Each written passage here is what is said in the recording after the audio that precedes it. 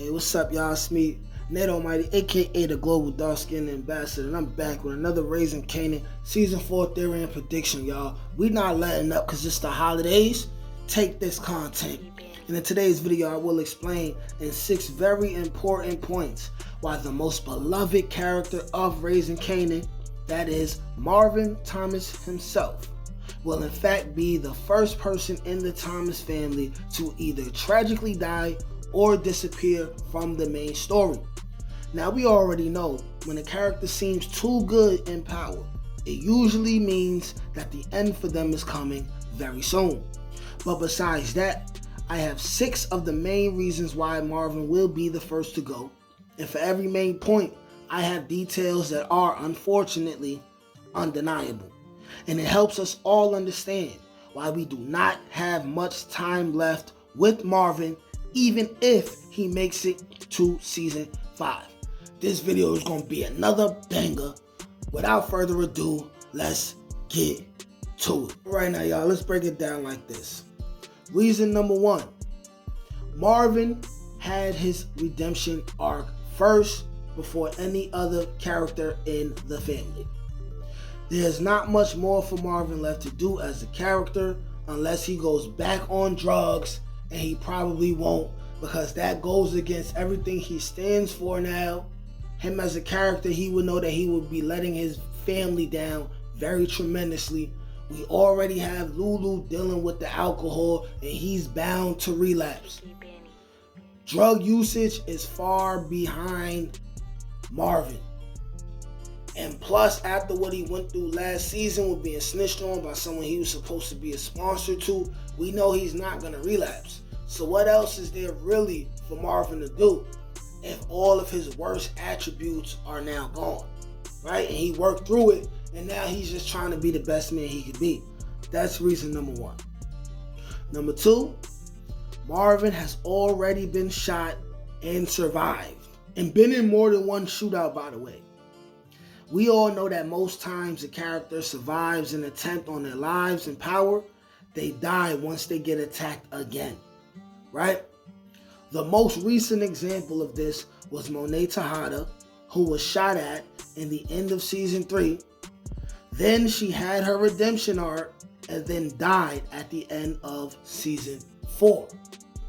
And if you remember any of the other characters within power, because there's definitely more than one, you could list those people in the comment section. But that's number 2. Number 3, Marvin has the most heat on him from law enforcement, and somehow the mafia will definitely find out he is the shooter of Sal Baselli if they don't already know. And I'm speaking about people like Phil Russo and whatever extra new characters that they're going to have on that side, right? Putting way more heat on him than Rock, which will make him the way bigger target. Moving on to number 4. Rock will find a way to outlast Marvin and Lulu because she is smarter than them by default. And also, the name of the show is Raising Kanan. Who is Raising Kanan? Raquel Thomas, right? Once Raquel is gone, Raising Kanan as a series is over. Then it's time for Power Origins, right? But now, moving on to number 5. In order for Jukebox to become the dark character that we know she will become, Marvin has to leave her life first. And it will probably be in a very dramatic and traumatic way. I personally happen to feel like when Marvin does die, he will die in Jukebox's arms. Whatever's happening to him is what's going to happen to him. Jukebox will have already been on her way to check on her father.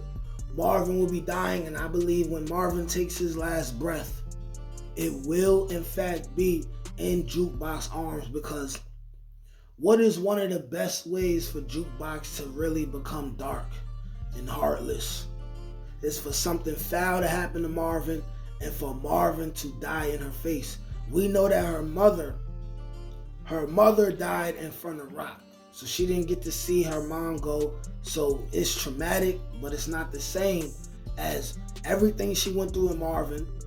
And then for them to find love again and be a peachy father and daughter duo, and then for Marvin to be killed and die in her arms, that is going to change her. And then she could take that hostility and that frustration with her to the military, right? And become a trained killer and assassin. Yeah, it's going to be something crazy. And last but not least, number 6, most likely Marvin will die or disappear before Jukebox goes to the military, as in he probably definitely has to die before Jukebox goes to the military, because that's another reason that she has to not stick around in New York City. Okay? Marvin is definitely a beloved character. Personally, I still like the character of Raquel Thomas better. I just feel like, Patina Miller's acting is just amazing. But, Jaylen Brown as Marvin, he's doing a great job as well. I believe that when you have the title of Raising Kanan, that includes Marvin, right? That includes Lulu in a way, and that includes Jukebox. I feel like Raising Kanan as a title and the concept was really the family around Kanan. And once the family starts to break apart, disappear, a couple people die off, Jukebox goes to the military, that's when we open the lane for Power Origin. And what I believe is the title will be like Power Origins, and then it'll be something that's specific to Kanan, so that we know that, okay, this is Kanan now, right? Even if it's Kanan, Ghost, and Tommy, this is Kanan as the main character. It's more about him now than all the people around him, because Raising Kanan as a theme and concept to me is all the people and the effects, the influences on Kanan's life before he becomes his own man and fully takes life into his own hands.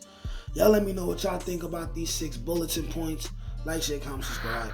Peace. Can't teach that shit, nigga. Come on. That's God-given. That's touched by an angel. That's on the dome, nigga.